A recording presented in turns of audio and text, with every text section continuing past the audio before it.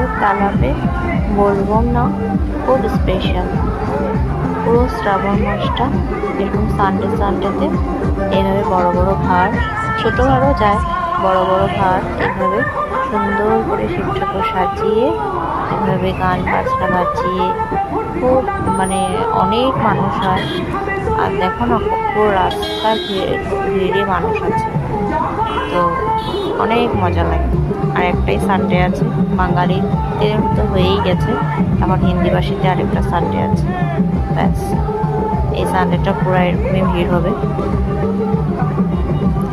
তো এটা হলো গত সানডের আমি টিপসটা রেখেছিলাম, সেটাই তোমাদের সাথে শেয়ার করলাম।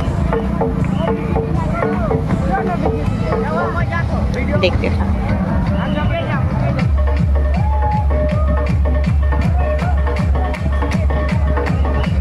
এইভাবে না খুব সুন্দর সুন্দর শিব ঠাকুর সাজায়, খুবই সুন্দর,